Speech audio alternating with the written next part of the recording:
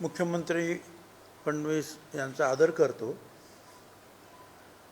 त्यांचा हेतू चांगला असेल, त्यांचा अभ्यासही जास्त आहे, परंतु ज्या पद्धतीनं त्याचं ड्राफ्टिंग वगैरे झालेलं आहे याचं अनेक आम्ही माहितगार जे त्यातले विधिज्ञ आहेत, म्हणजे वकील आहेत, त्यांना विचारतो त्यावेळेला त्यांचं हेच म्हणणं आहे की हे फार अडचणीचं होणार आहे. एक तर त्यांनी सरळ सरळ म्हटलेलं आहे, म्हणजे अगोदर एक तुम्ही सगळ्यांनी टी व्हीला आम्ही जे दाखवलं आम्ही ते पाहिलं. पहिला जी आर त्यांच्या हातात दिला त्यावेळेला एक शब्द होता, मराठा समाजांच्या पात्र व्यक्तींना कुणबी मराठा कुणबी प्रमाणपत्र मिळण्यासाठी काय करायचं असं आहे. तुमच्याकडे सुद्धा एक कॉपी आहे. 1 तासाच्या आत जरांगे यांनी सांगितलं की हा पात्र शब्द काढून आणा आणि दुसरा जी आर घेऊन या. मंत्र्यांना तिथेच बसवलं आणि हा दुसरा जी आर निघाला ज्याच्यामध्ये पात्र हा शब्द गेला आणि सरळ दिलं मराठा समाजाच्या व्यक्तींना पात्र. मग याच्यातून काय समजायचं? आणि स्वतः जरांगेने सांगितलं मी स्वतः हा सगळं बरोबर करून घेतलेलं आहे, दुरुस्त करून घेतलेलं आहे. 3 कोटी लोक आता झालेले आहेत, मराठा समाजाचे सगळे कुणबी झालेले आहेत. आणि पुढं असं जे आहे की ते म्हणतात की कुळातील नातेसंबंधातील, नातेवाईक नाही, नातेसंबंध आणि नातेवाईक यात फरक आहे. नातेवाईक म्हटल्यानंतर तो ब्लड रिलेशनमध्ये जातो. नातेसंबंध म्हणजे कोणाचा नातेचा संबंध त्याच्याबरोबर झाला, त्याची पत्नी ती आहे, त्याची पत्नी ती आहे, त्याने काही कुठे पण ते लांबू नातेसंबंध काय हा शब्द आहे. आणि कोणी असं प्रतिज्ञापत्र दिल्यानंतर जर मराठा समाजाला आपण जर ओबीसी ठरवायला लागलो तर ते जे सुप्रीम कोर्टाच्या जे काही आतापर्यंतचे जे काही फाइंडिंग्ज आहेत, आयोगाच्या फाइंडिंग, 4 आयोग ओबीसी समाजाचे, त्यांच्याकडे मराठा समाज गेला, खत्री आयोग, बापट आयोग, सराफ आयोग वगैरे, त्यांनी सांगितलं की मराठा समाजाला देता येणार नाही. गायकवाड आयोगाने सांगितलं की मग द्यावं म्हणून ते सुप्रीम कोर्टापर्यंत गेलं आणि सुप्रीम कोर्टाने जे आहे त्याच्यामध्ये जे निर्णय दिले ते अगदी स्वच्छ आहेत. त्याच्यामध्ये त्यांनी जे म्हटलं की वरच्या जे काही फाइंडिंग्ज आहेत ते सगळं पाहता, in view of the above facts and position the bench finds, bench होतं ते supreme कोर्टाचं, that Maratha is not a socially backward community, but it's a socially advanced and prestigious community. He backward, ही मागास हा समाज नाही, उलट हा पुढारलेला आणि समाजामध्ये दबदबा, prestigious community. And therefore the request for the inclusion of Maratha in the central list of cabinet along with the Kunbi should be rejected. Maratha does not merit inclusion in the central list of backward classes for Maharashtra either jointly, Kunbi or under a separate entity of own. म्हणजे स्वतःचा मराठा म्हणून सुद्धा, मराठा कुणबी म्हणून सुद्धा ते यात येऊ शकत नाही. पुढे त्यांनी जे आणखी जे काही 2-3 मला फक्त वाचून दाखवतो मी, कारण का बाकीचं तर अनेक हे झालेलं आहे आपलं. त्याच्यात म्हटलेलं आहे परत, we have noted that 3 national backward classes commissions and 3 state backward classes commission considered the claim of Maratha community to be included in other backward class community, but all commissions rejected such claims. Rather, they were held to be belonging to a forward community. जे 3 आयोगाने ते आणि सगळं ते फेटाळलेलं आहे. The first National Backward Classes Commission 30th March 1955, Kaka Kalelkar Commission did not include Maratha community in the list of backward. ठीक आहे. पुढे म्हणजे कालेलकर कमिशनने सुद्धा कधी 55 सालापासून सांगितलं की हे नाही म्हणून. पुढे ते म्हणतात supreme court, despite there belongs to many chief ministers and the important ministers in the state, some of whom also become important ministers in the center, none of them got or moved to get the Maratha included in the list of BCs is eloquent testimony not only for the fact that Maratha are not a backward class, but also of the wisdom and the objectivity of their chief minister. Maratha समाजातले अनेक chief minister झाले, काही त्यातले जे केंद्रात गेले, पण त्यांनी सुद्धा मराठा समाजाला बॅकवर्ड ठरवलं नाही. हे त्यांचं जे आहे शहाणपण आहे आणि त्यांचं जे प्रामाणिकपणा आहे. पुढे असं का बघा, आता जे चाललंय ना त्याच्या संदर्भामध्ये बघा काय म्हणतात. Backward castes unfortunately resort to seeking and securing fake caste certificate, and in this context of well-known qualities of India's administrative system. त्यांनी असं म्हटलं, दुर्दैव आहे बॅकवर्ड क्लासेस जे आहेत हे सर्टिफिकेट जे आहेत कास्ट सर्टिफिकेट ही खोटी सर्टिफिकेट मिळवली जातात का. आणि त्याच्यात त्यांनी पुढे म्हटलंय, आपल्या देशामध्ये ज्या काही ह्या प्रशासकीय क्वालिटीज आहेत, सिस्टीम आहे, त्याची परिणिती काय आहे ते आपण सगळी ठिकाणी म्हणजे ओव्हरऑल आपली जी सिस्टीम ज्या पद्धतीने काम करते विचित्र पद्धतीने त्याचा हा भाग आहे. मी दुसरा शब्द वापरत नाही, ते कळलं असेल तुम्हाला. Elements are not rare which entertain and request and deliberative issue false caste certificate, म्हणजे मुद्दाम ते दिले जातात, जाणून दिले. This menace like different forms of corruption, हे वेगळं एक करप्शन आहे, has become more and more threatening, ते घातक होत चाललेले आहेत. In certain advice, the commission has advised the central and state government how this menace could be avoided, but false caste certificate and false caste identities based on them cannot change the reality of caste. एक खोटी certificate जात बदलू शकत नाही.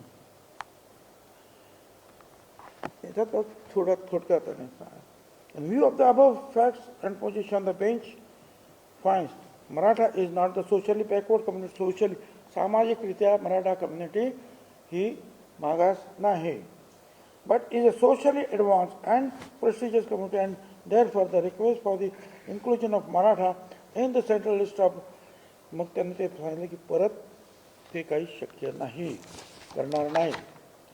आता पुढे एक आणखी वाक्य ठेवलं, political dominance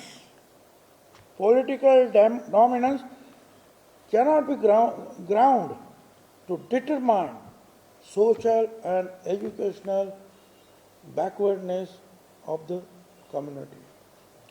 राजकीय दबावापोटी जे आहे हे काही तुमचं सोशली मागासवर्गीय आहे हे ते ठरवू शकत नाही. Political dominance cannot be ground. तो त्याचा रस्ता नाही किंवा तो त्याचा बेस नाही आहे. त्याला तुम्ही पॉलिटिकली तुम्ही श्रेष्ठ आहात आणि म्हणून हा होऊ शकत नाही. Determined social and educational backwardness of the community. म्हणजे तुम्ही राजकीयदृष्ट्या प्रबळ आहात म्हणून तुमचा मागासवर्गीयामध्ये समावेश करण्याचा प्रयत्न होता कामा नये, करू नये. म्हणजे पानापानावर त्यांनी जे आहे त्याच्यावर लिहिलेलं आहे की मराठा कम्युनिटीला, आणि याच्यामुळे चक्क म्हटलेलं मराठा कम्युनिटीला कसं करा. मराठा कम्युनिटीला कर असं आहे. शिंदे कमिटी आली 24मध्ये, 23 काहीतरी मार्च का काहीतरी आहे 24ला, त्यावेळेला आमच्या पुढे आल्या. ही शिंदे कमिटी एवढे लोक आहेत असं करतील काम आणि शोधून काढतील कुणबी नोंदी कुठे आहेत. मग त्यांनी जे आहेत काही लाख डॉक्युमेंट शोधले, नोंदी शोधल्या आणि काही लाख म्हणजे 2 लाखापेक्षा जास्त कुणबी सर्टिफिकेट दिले म्हणजे ओबीसी झाले. आणि हे काम त्यांना 2 ते 3 वेळा एक्सटेन्शन देण्यात आलं शिंदे कमिटीला, आपल्याला माहिती आहे. आणि ते काम संपलं आणि तो अहवाल त्यांनी मंत्रिमंडळात सादर केला.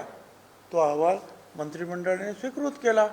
म्हणजे आता शिंदे कमिटीचं काम तसं संपलं. आणि 2 वर्ष एवढी सगळी मंडळी जी आहेत ते त्या हैदराबाद, तेलंगण तिकडे सगळीकडे जाऊन शोधत होते काय काय आहे ते. मग आता हैदराबादचं काय आहे. आता एवढं सगळं केल्यानंतर हैदराबाद येतच कुठून. आता कशासाठी आल्या तर त्यांनी सांगितल्याप्रमाणे कुणबी नोंदी शोधायचं काम. आता ज्यांना मिळाल्या नाहीत कुणबी नोंदी त्यांच्यासाठी जे मराठा आहेत त्यांच्यासाठी हा नवीन रास्ता शोधलेला आहे असं आमचं म्हणणं आहे.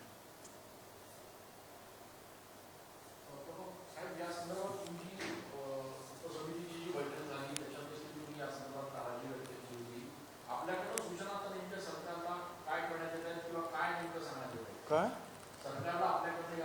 नाही नाही आम्ही जे आहे मी तर स्वतः आमच्या आपल्या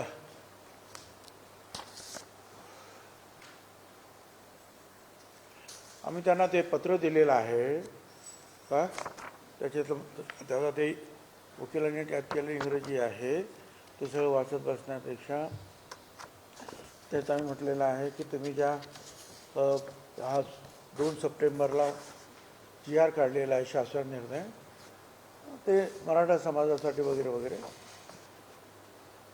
तर हा निर्णय घ्यायच्या अगोदर माध्यमामध्ये आलेल्या बातम्या आणि तत्कालीन जी परिस्थिती पाहता घाईघाईत एका समाजाच्या दबावाखाली मंत्रिमंडळासमोर न ठेवता, हरकती व सूचना न मागवता, शिवाय इतर मागासवर्गीय समाजाच्या विरोधाकडे दुर्लक्ष करून हा शासन निर्णय काढण्यात आलेला आहे. हा एक मुद्दा आम्ही मांडला. सद्यस्थितीत ओबीसी घटकात 350हून अधिक जातीचा समावेश आहे. त्यामुळे त्या सगळ्यांवर त्याच्यामुळे त्यांच्या हक्कावर गदा येईल. या शासन निर्णयात मराठा समाजा शब्द प्रयोग केला आहे. प्रत्यक्षात कुणबी व मराठा 2 भिन्न जाती आहेत हे महाराष्ट्र शासनानं मान्य केलेलं आहे.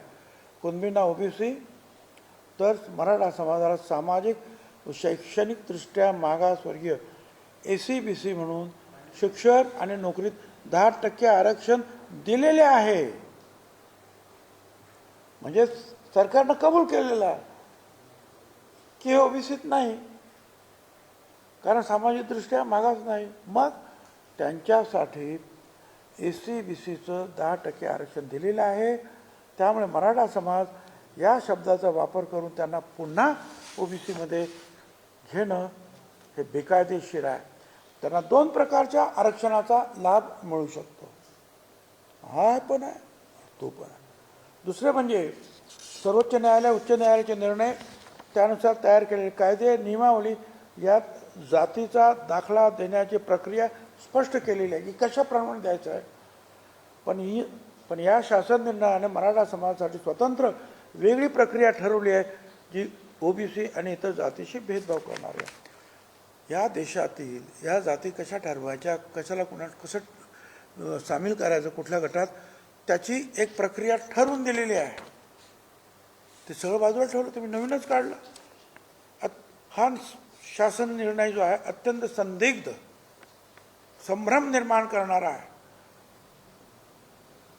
हैदराबाद गॅझेटियर नोंदीच्या आधारे जात प्रमाण देण्याचा उद्देश आधीच 18/7/24च्या अधिसूचनेने शिंदे समितीच्या शिफारसीनुसार साध्य झालेला आहे.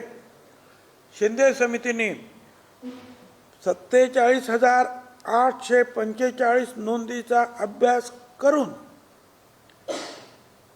2,39,021 जात प्रमाणपत्र दिले आहेत. मी ते कोणत्या चौकटीत काम करेल?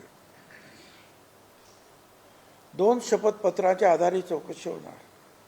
अर्जदाराने दिलेले शपथपत्र पूर्वज 13 ऑक्टोबर 67 रोजी तिथे राहत होते. त्यांच्याकडे जमीन नाही.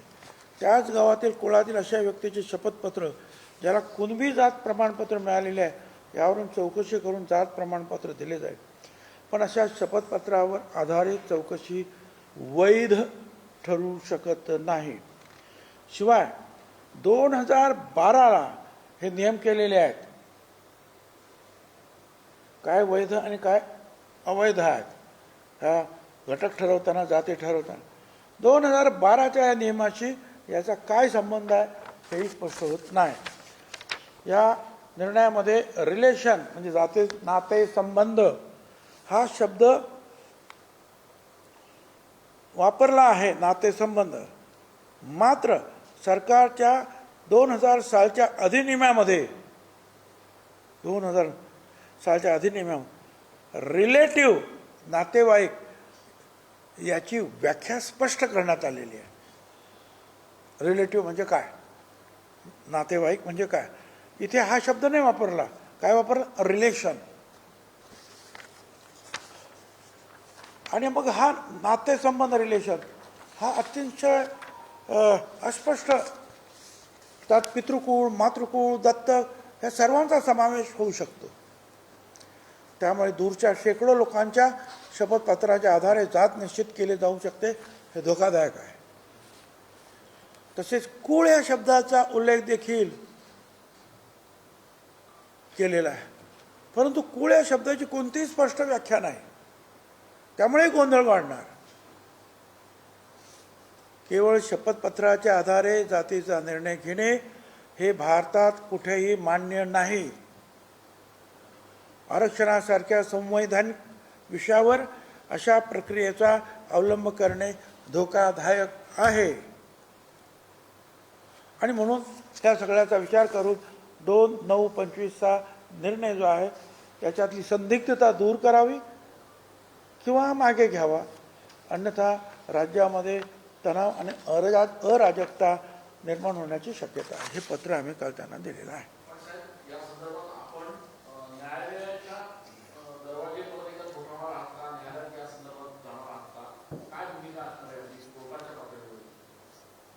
हे जे आम्ही मांडलं ना, हे न्यायालयाने आम्हाला सांगता येईल आम्हाला की आम्ही सुद्धा सरकारकडे गेलेलो आहे. सरकारला सुद्धा आम्ही दिलेलं आहे. असं नाही की डायरेक्ट तुमच्याकडे आलो. आम्ही सरकारला सुद्धा विचारलेलं आहे. सरकारला सुद्धा सावध केलेलं आहे की याच्यामुळे काय होऊ शकतं ते. आणि मग हे जे आहे बाकीचे सगळं, आणि मग अनेक गोष्टी आहेत त्याच्यामध्ये. एक गोष्ट नाही आहे, अनेक गोष्ट आम्ही त्याच्यामध्ये मांडू शकणार आहोत. अशा अनेक आहेत.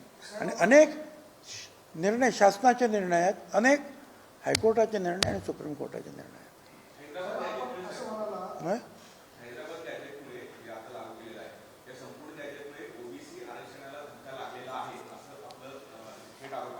आताचा जो शासन निर्णय काढलेला आहे, पूर्वीचा एक काढलेला होता की शिंदे समितीने ज्या तिकडे जाऊन त्या नोंदी तपासाव्यात, तो मान्य केला मंत्रिमंडळामध्ये. आणि त्याप्रमाणे त्यांचं काम झालं. मी तुम्हाला सांगितलं किती मिळाले ते त्यांना. 2 लाखापेक्षा जास्त कुणबी त्यांनी दिले. म्हणजे काम संपलं. त्यांना वारंवार काम संपेपर्यंत आपण मुदतवाढ दिली. आणि लाखो कागदपत्र त्यांनी गोळा केलेले आहेत, लाखो. पण हा दुसरा जो आहे त्याच्यावर कडी करणारा असं हा निर्णय आहे. म्हणजे ते सगळं बाजूला सोडून हा निर्णय घेतला. मग हे करायचं होतं तर शिंदे समितीचं कामच नव्हतं, मग हे डायरेक्टच केलं ना, सगळ्यांनाच करून टाकायचं आहे.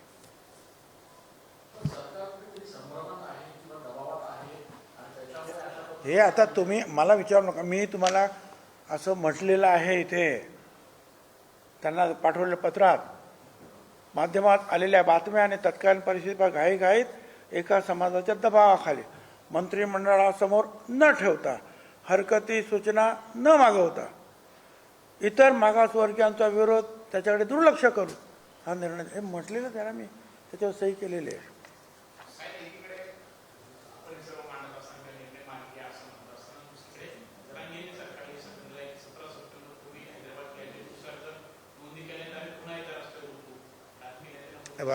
आता लोकशाही आहे, रस्त्यावर कुणी उतरू शकतो आणि बाकीचे काही उतरू शकत नाही असं काही, का रस्त्यावर काही अशी बंदी तर नाही आहे की ओबीसीने उतरू नये.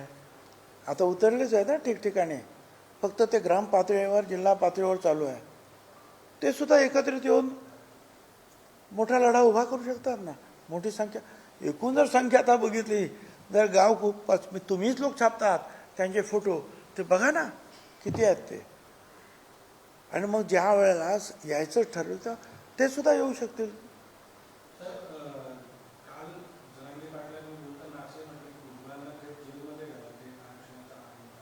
घ्या ना, माझं काय चुकलं असं आहे ना, या देशामध्ये लोकशाही आहे, या देशामध्ये जरांगेशाही अजून यायची आहे, ती अजिबात येणं शक्य नाही.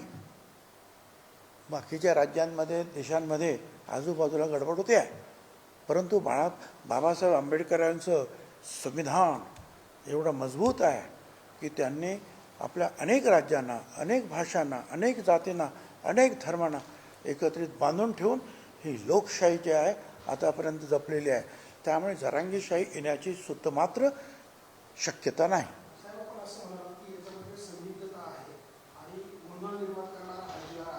अन्याय करणार आहे, ओबीसी समाजावर अन्याय करणार आहे. आता ज्यांनी केली ती जी समिती वगैरे केलेली होती त्यांनी, काल आम्ही त्यांना विचारलं, म्हणजे मी विचारण्यापेक्षा काल बावनकुळेनेच विचारलं मिटिंगमध्ये, त्याची सेक्रेटरी होते डिपार्टमेंटचे, आणि त्यांना की तुम्ही याच्याकडे फाईल आहे का तुमच्याकडे, हे जे काही काढलं तुम्ही, हे शब्द काढायचे घालायचे, तुम्ही लॉ ज्युडिशरीला म्हणजे विधी न्याय खात्याला विचारले होतं का, त्यांचं काय आहे का लेखी की चालेल म्हणून? नाही, काही नाही. अहो, एखादा असं काढायचं असेल तर 10 वेळेला त्या विधी न्याय खात्याकडे जातं आणि ते तपास आणि मग सांगतं हे कायद्यात बसतंय, हे नाही बसत, हे शब्द असे आहेत, ते शब्द हे गेले नाही. एवढं महत्त्वाचं विषय कालच्या मिटिंगमध्ये आम्हाला समोर आलं सगळं.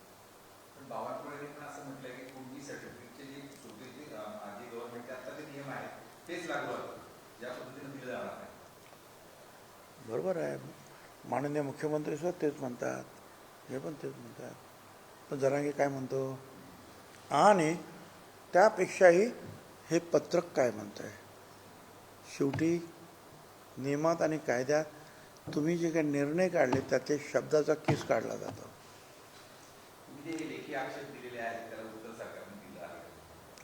आता दिलेला परवाच्या दिवशीच दिलेला आहे, त्यामुळे एवढ्या लवकर कदाचित येणार नाही त्यांना सुद्धा. मुंबईमध्ये दसऱ्यानंतर ओबीसी मुंबईमध्ये धडकणार अशा पद्धतीची तयारी सुरू आहे, काय? हे बघा, मराठा समाज एक समाज आहे ना, तरी त्याच्यामध्ये जरांगे एक बोलतो, ते सराटे आणखीन काय बोलतात, ते दुसरं, त्यांच्यात पण मतभेद आहेत ना, समाज एक आहे. अरे आमच्यात तर 374 जाती आहे भाऊ, त्या पण मोठ्या मोठ्या जाती आहेत, अनेक संघटना आहेत, प्रत्येक संघटनेचे नेते सुद्धा आहेत, ते सगळीकडे घेत आहेत ना, कोण कुठे कोण कुठे कोण कुठे जे आहेत हे जनजागरण करतात, उठाव करतात. तहसीलला जात आहेत, कलेक्टर ऑफिसला जात आहेत आणि त्यांची सगळ्यांची मागणी आहे. माझ्याकडे सुद्धा त्यांचे फोन येत आहेत. तर म्हटलं जरा थांबा, आता आपण कोर्टात जातो आहोत काय, आमची थोडे दिवस तोपर्यंत जे आहेत आपल्याला दसऱ्यानंतर आहे ना, वेळ आहे ना थोडासा अजून, बघूया ना तोपर्यंत काय काय होतं ते. राठोड समाज मोर्चा करणारे राठोड समाजाचा रस्त्यावर उतरणार. आता असं आहे, त्याच्यामध्ये पण त्यांनी काल मुद्दा निर्माण केला. लक्ष्मण माने माझे आमदार आणि नेते, त्यांनी सुद्धा मुद्दा निर्माण केला की हैदराबाद गॅझेटमध्ये जर तुम्ही बघितलं तर आमचा बंजारा समाज हा ST-मध्ये आहे, OBCत नाही, STत. मग फक्त कुणबी समाजासाठी तुम्ही गॅझेट मान्य करणार आणि बंजारा समाजासाठी काय नाही करणार? लॉजिकल आहे त्यांचा प्रश्न जो आहे हा योग्य प्रश्न आहे. एकदा एक डॉक्युमेंट तुम्ही एकाच समाजासाठी गृहीत धरलं, मग त्या डॉक्युमेंट असलेल्या दुसऱ्या समाजाचं जे काही म्हटलेलं असेल ते सुद्धा गृहीत धरा.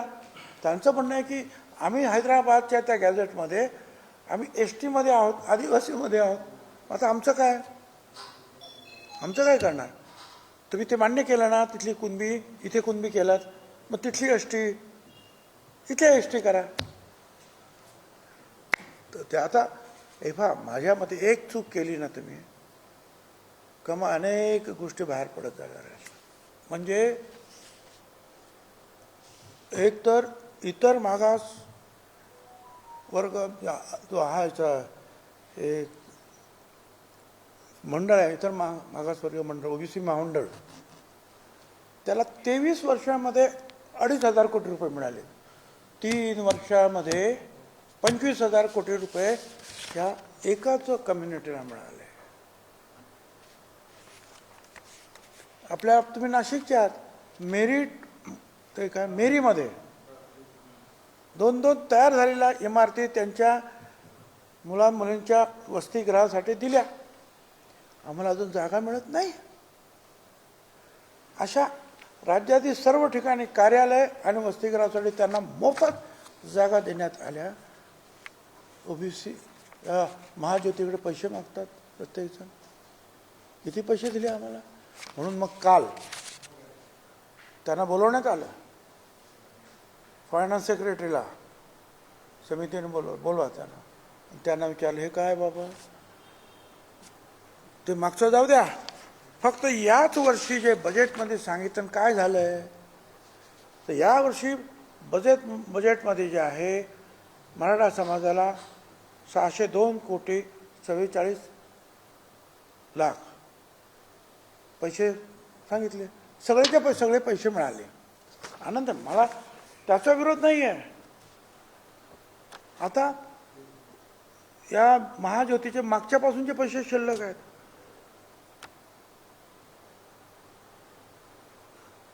ते किती आहेत?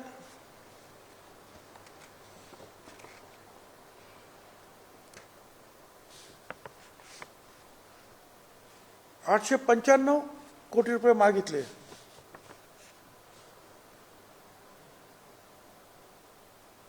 त्यांना कट लावून दिले फक्त 267 कोटी रुपये. 60% कट लावलेला. इथे 100 दिले 602 कोटी. इथे हा महामंडळ 374 जातीचं 54% लोक 267 असं दरवर्षी होत आलेलं आहे. आम्ही आता जे काय म्हणतो आहोत, मंत्रिमंडळात अनेक वेळा मी मांडलं आणि मागणी अशी केली की आमचं म्हणणं असं की जे मराठा समाजात देतात सारथीला ते आम्हाला OBCला द्यायचं. आम्ही उलटं मागत आहोत. आणि याच्यामध्ये मी तुमच्या पुढे सांगतो असं नाही, मंत्रिमंडळासमोर अनेक वेळा मी हेच मांडलं, ते ज्यांना देता ते तुम्ही आम्हाला द्या. आणि मग तिथे 30 ऑक्टोबर 23ला हा एक निर्णय झाला शासनाचा. आणि त्याच्यामध्ये असं म्हटलं आहे की असे हे वेगवेगळे सारथी आहे, पार्टी आहे, असे सगळे वेगवेगळे जे आहेत समाजाचे जे आहेत त्यांना समान समन्यायी भूमिका घ्यावी. त्यांना जे दिलं ते यांना द्यायचं, त्यांना द्यायचं, त्यांना द्यायचं. तुम्ही त्याच्यासाठी एक कमिटी नेमली.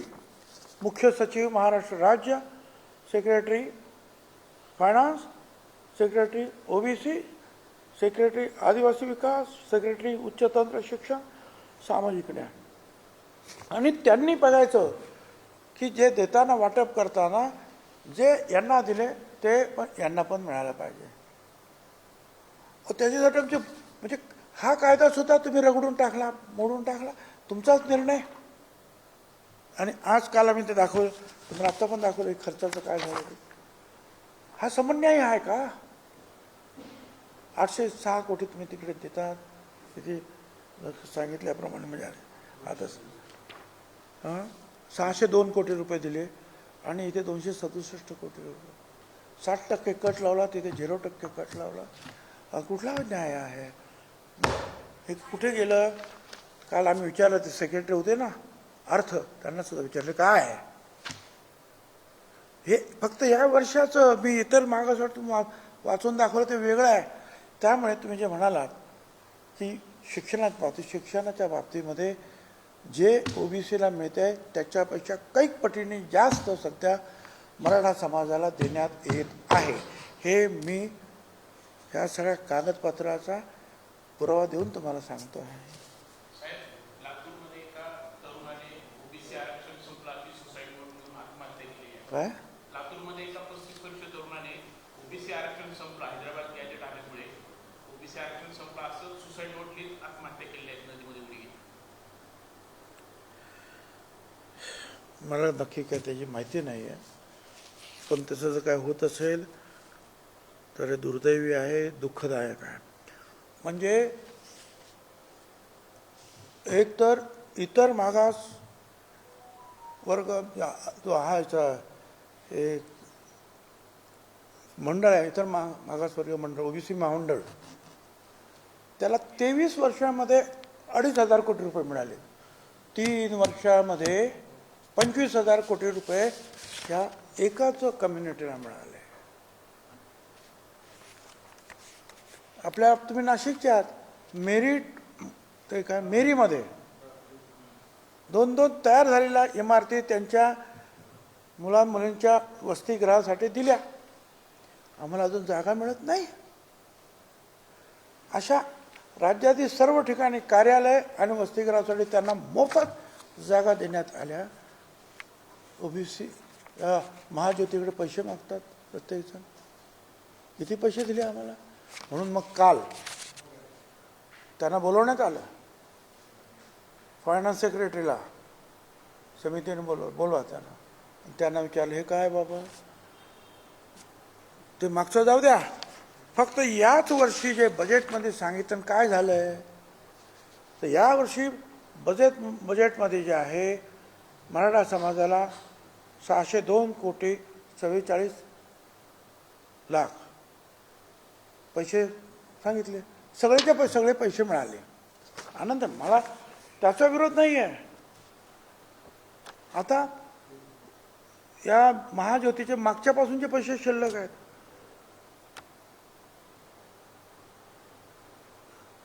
ते किती आहेत?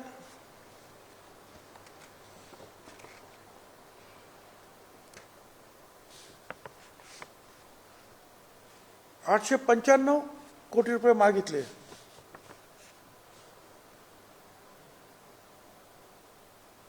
त्यांना कट लावून दिले फक्त 267 कोटी रुपये. 60% कट लावलेला. इथे 100% दिले 602 कोटी. इथे हा महामंडळ 374 जातीचं 54% लोक 267 असं दरवर्षी होत आलेलं आहे. आम्ही आता जे काय म्हणतो आहोत, मंत्रिमंडळात अनेक वेळा मी मांडलं आणि मागणी अशी केली की आमचं म्हणणं असं की जे मराठा समाजाला देतात स्वार्थीला ते आम्हाला ओबीसीला द्यायचं. आम्ही उलटं मागत आहोत. आणि याच्यामध्ये मी तुमच्या पुढे सांगतो असं नाही, मंत्रिमंडळासमोर अनेक वेळा मी हेच मांडले, ते ज्यांना देता ते तुम्ही आम्हाला द्या. आणि मग तिथे 30 ऑक्टोबर 23ला हा एक निर्णय झाला शासनाचा. आणि त्याच्यामध्ये असं म्हटलं आहे की असे हे वेगवेगळे सारथी आहे, पार्टी आहे, असे सगळे वेगवेगळे जे आहेत समाजाचे जे आहेत त्यांना समन्यायी भूमिका घ्यावी. त्यांना जे दिलं ते यांना द्यायचं, त्यांना द्यायचं, त्यांना द्यायचं. तुम्ही त्याच्यासाठी एक कमिटी नेमली. मुख्य सचिव महाराष्ट्र राज्य, secretary finance, secretary OBC, secretary आदिवासी विकास, सेक्रेटरी उच्चतंत्र शिक्षण, सामाजिक न्याय. आणि त्यांनी बघायचं की जे देताना वाटप करताना जे यांना दिले ते पण यांना पण मिळालं पाहिजे. त्याच्यासाठी आमचे म्हणजे हा कायदा सुद्धा तुम्ही रगडून टाकला, मोडून टाकला, तुमचाच निर्णय. आणि आज काल आम्ही ते दाखवलं, तुम्हाला आत्ता पण दाखवलं खर्चाचं काय झालं ते. हा समन्याय आहे का? 806 कोटी तुम्ही तिकडे देतात, तिथे सांगितल्याप्रमाणे म्हणजे आता 602 कोटी रुपये दिले आणि इथे 267 कोटी रुपये. 60% कट लावला, तिथे 0% कट लावला. कुठला न्याय आहे? हे कुठे गेलं? काल आम्ही विचारलं, ते सेक्रेटरी होते ना अर्थ, त्यांना सुद्धा विचारलं काय आहे हे. फक्त या वर्षाचं मी इतर मागास वाचून दाखवलं ते वेगळं आहे. त्यामुळे तुम्ही जे म्हणालात की शिक्षणाच्या बाबतीमध्ये जे ओबीसीला मिळते आहे त्याच्यापेक्षा कैक पटीने जास्त सध्या मराठा समाजाला देण्यात येत आहे. हे मी ह्या सगळ्या कागदपत्राचा पुरावा देऊन तुम्हाला सांगतो आहे. साहेब, लातूरमध्ये एका तरुणाने ओबीसी आरक्षण संपलं अशी सुसाईड नोट घेऊन आत्महत्या केली आहे. काय? लातूरमध्ये एका 35 वर्षीय तरुणाने ओबीसी आरक्षण संपलं, हैदराबाद गॅजेट आल्यामुळे ओबीसी आरक्षण संपलं असं सुसाईड नोट लिहित आत्महत्या केली आहे नदीमध्ये उडी घेऊन. मला नक्की काय त्याची माहिती नाही आहे, पण तसं जर काय होत असेल तर दुर्दैवी आहे, दुःखदायक आहे. आणि मी आमच्या सगळ्या ओबीसी बांधवांना सांगतो की कृपया जर असं झालं असेल तर आत्महत्या जर केली असेल कोणी तर कृपया कुणी करू नये आत्महत्या. आपण कायद्याच्या मार्गाने लढणार आहोत. आवश्यक वाटल्यास आपण, मी तुम्हाला सांगितलं, शांतपणे शांतीपूर्वक मोर्चे आपण काढतो आहोत. जे जे आपल्याला करता येईल ते आपण सगळं करतो आहोत. आणि आम्हाला खात्री आहे की आम्ही आमच्या प्रयत्नामध्ये आम्हाला यश मिळेल. त्यामुळे कुणीही हे अशा आत्महत्या वगैरे न करता आपण ह्या आमच्या मोर्चांमध्ये, आमच्या ह्या आंदोलनामध्ये सामील व्हा तुम्ही. असा धीर सोडायचा नाही. आम्ही आहोत ना इथे बसलेलो, लढतो ना आम्ही.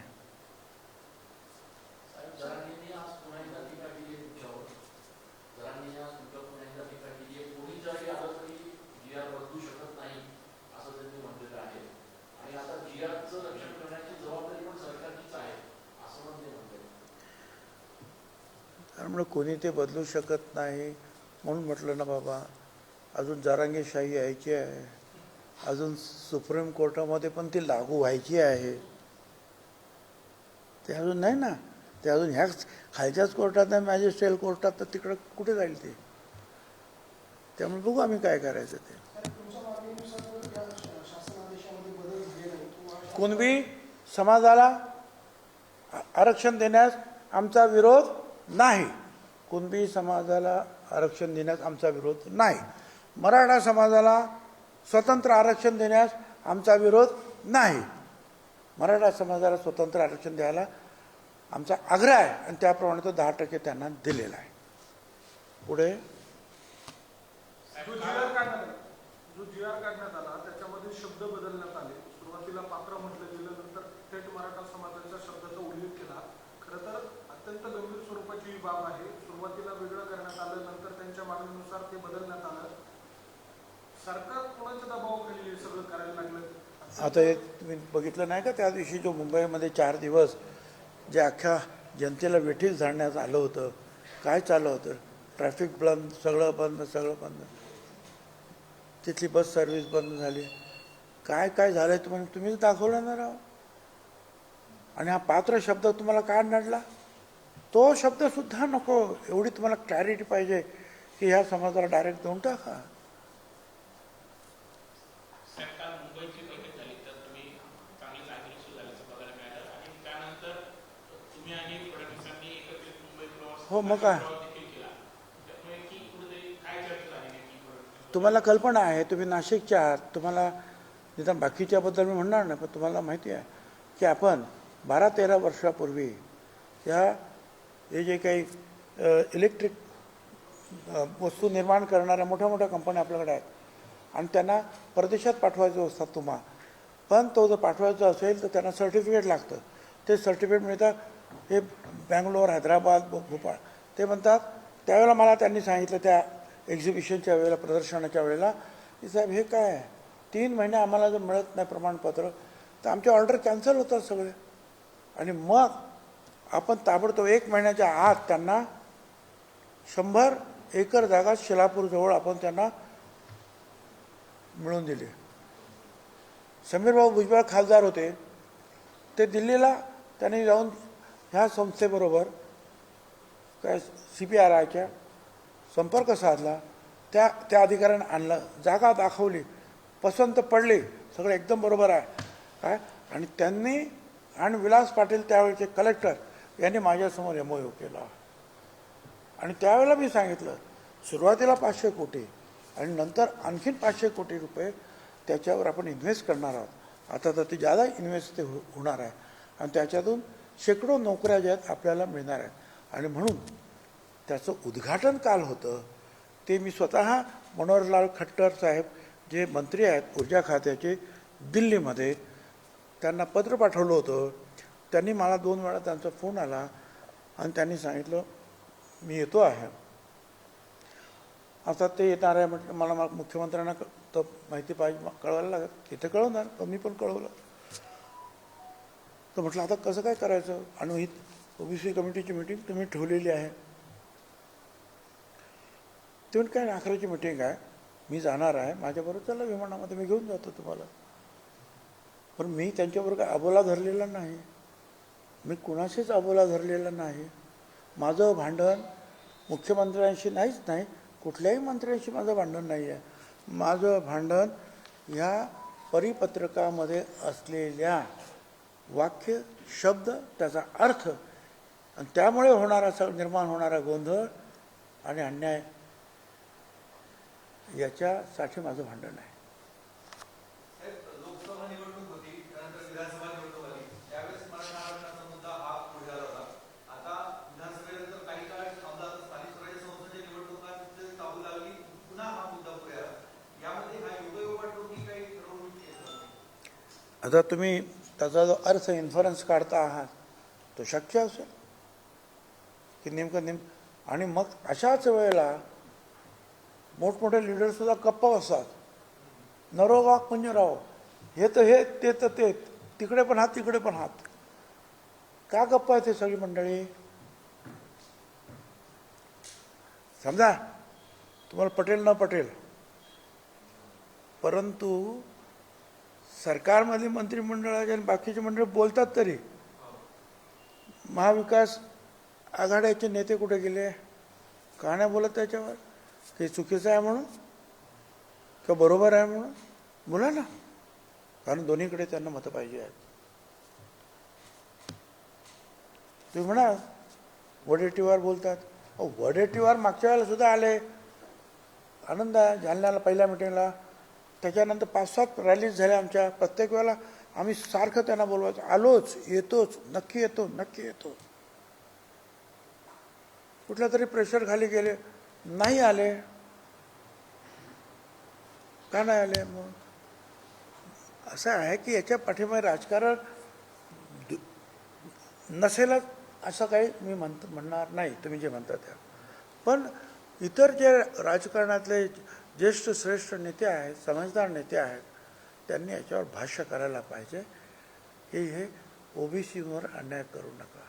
साहेब, आपण इतक्या वर्षापासून सरकारमध्ये काम करतो, अशा पद्धतीचा जो शासन आपण करतो, आता ही तातडीने निघतो किंवा असं काही याच्यामागे सत्ताधारी पक्षातले असे कोण नेते आहेत? असा एकही जी आर आता एवढ्या तातडीने निघालेल्या आणि एक तासात बदललेला मी आता 91 पासून मंत्रिमंडळामध्ये आहे, हे जा करतो आहे, कधीच निघाला नाही. चला, याच्यामागे कोण आहे असं म्हणजे शेवटी हे सत्ताधारी पक्षातले अरे लोक आहेत. याच्या मागे कोण नाही तर तुम्ही ज्या इन्व्हेस्टिगेटिव्ह पत्रकार आहात ना, शोधपत्रकारिता आहे की नाही, काय करता तुम्ही सांगा ना, तुम्ही पण जरा मदत करा.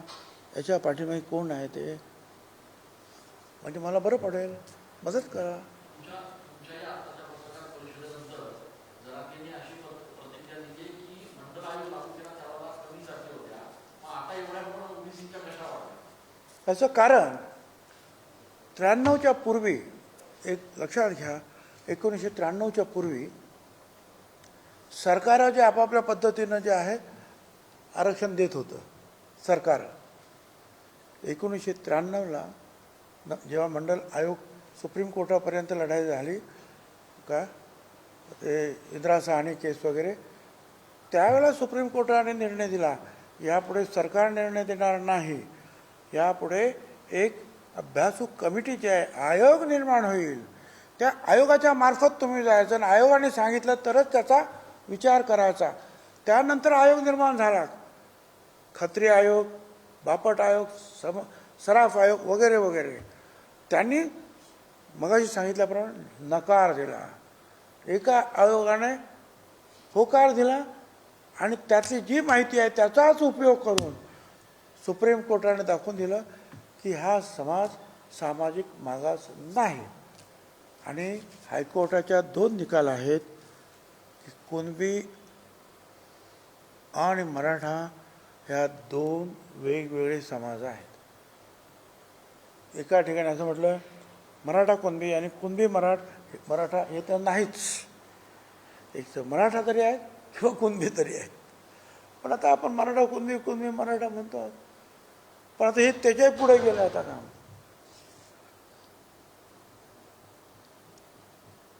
बोला, संपलं?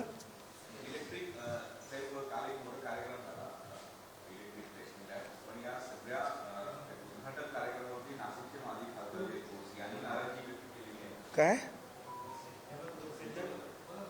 नाशिकचे जे माजी खासदार आहेत गोडसे यांनी नाराजी व्यक्त केली आहे. या सगळ्या कामाचं क्रेडिट घेण्याचा प्रयत्न भुजबळ करतायत, अशा पद्धतीचा आरोप केला. का भुजबळ साहेब घेतात का, मनोहरलाल खट्टर घेतात का, काय नाव मुख्यमंत्री घेतात, त्याचा अभ्यास जनता करेल ना. हां, 10 वर्ष लागतात का रे बाबांना तुम्हाला? आम्ही जे काही तुम्हाला जमीन दिली, MOU झाला त्या कंपनीचा दिल्लीच्या आणि तुमच्या त्याचा, फक्त आता कामच सुरू करायचं होतं ना. किती वर्ष झाली आता? 12-13 वर्ष झाली साहेब. काय सतत आम्ही मागे लागलो.